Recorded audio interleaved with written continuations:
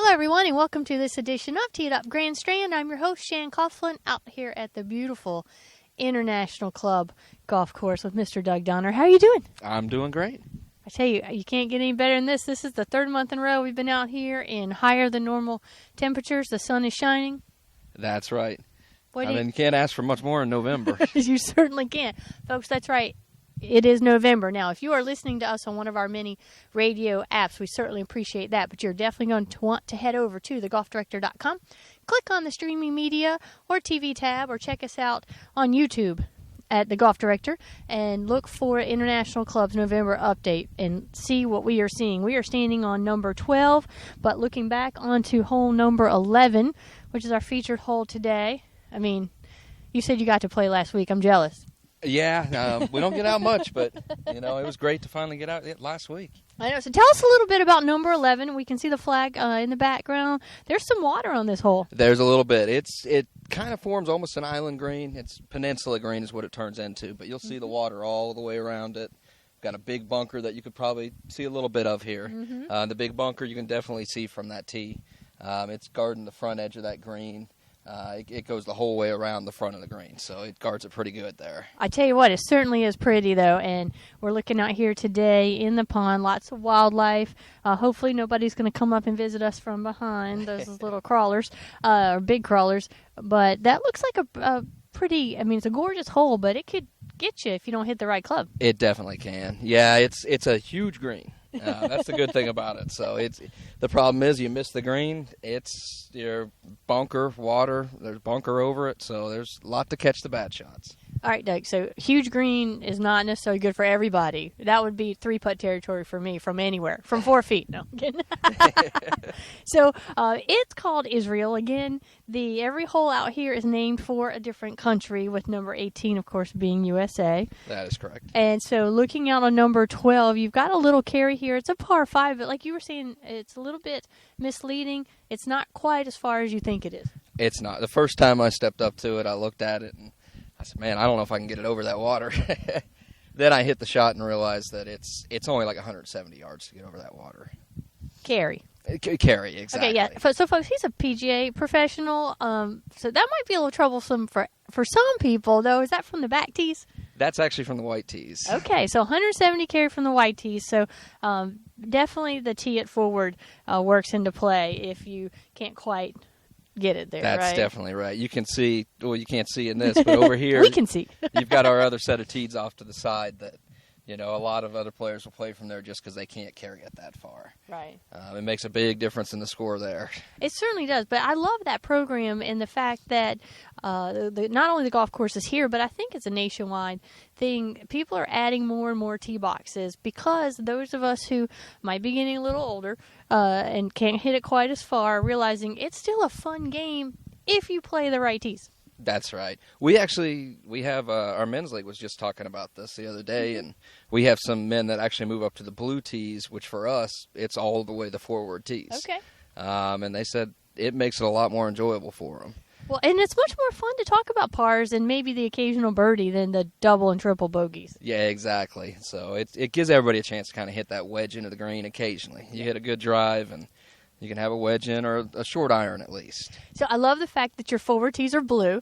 I know another pro in the area was threatening to make his back tees the reds just because of the stigma of the red tees being the lady tees. I love that. But so your men's club is adopting that tee it forward. Are you seeing the visitors do that, or are they still like, oh, I'm on vacation, I want to see the whole course?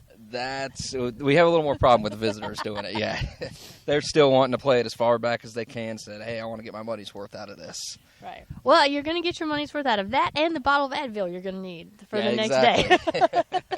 Yeah, no, play the right tee boxes. I tell people, go back there and take your pictures or look at it because you have to drive by it, in the cart. But when it comes to hitting your tee shot, go ahead and move it forward because that just makes it a lot more fun, especially if you're trying to get in 36. 36 from the tips, oh my gosh. That's hard just about anywhere. I know, and unless you're, what would you say, a 5 handicap or less or a 3 or less? Yeah, in fact, we even try to tell everybody 3 or less. Okay. Even the 5s, they can play the back tees, but right. It makes it much more fun just playing up here at the whites, or even if you're not long even with that, going up to the golds and enjoying the day. You still have to hit the shot. That's exactly And right. sometimes those wedges are not as easy as they look. No. Those are my problems sometimes. Well, we'd all be in a different profession if we had a perfect game from 125 in, right? That's right. That's right. Well, Doug, we are through with fall golf, into winter golf, although you wouldn't know it. It is gorgeous out here, and we're supposed to get back in the 70s here by the end of the week. Wednesday, actually. We're supposed to have it in the 70s. I know. What kinds of questions are you fielding from people right now? Are they looking more towards the spring, or are you getting that winter golfer in town? We're getting more winter than we have in the past, actually. One of the big things around here is the overseeding. Yes. Everybody gets into the whole overseeding versus painting. We actually do the painting on our golf course. Okay. It's something that we feel, especially when the transition's coming in March and February, more so March and April. Right. But the course conditions are fantastic then because it's not fighting that ryegrass. Yeah, and it is a big debate because I know some courses do one and they're adamant about it, and the other courses who do it the other way, they're adamant about that. Yep. But I'll tell you what, they all look beautiful. I would never know. Yeah, I would never know. They have come a long way with the paint versus the pigment, and I get into it with my superintendent all the time about all that stuff, and I've learned more about it than I ever thought I would. Or ever care to know again, Yeah, right? That's right. Well, I've met him, and I'm sure he's really knowledgeable. We can't tell him that to his face, though. No. We don't want to give him No.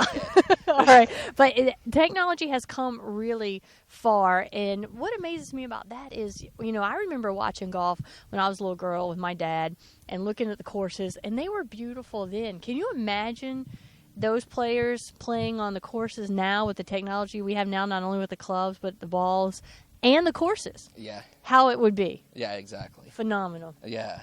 So, Doug, I know you're part of the East Coast Golf Management, PGA, which stands for Play Golf Again, program. So if people are looking for those spring packages now, is it still 4 rounds, 5 rounds, or 6 rounds, and you get the gift card? That's correct, yeah.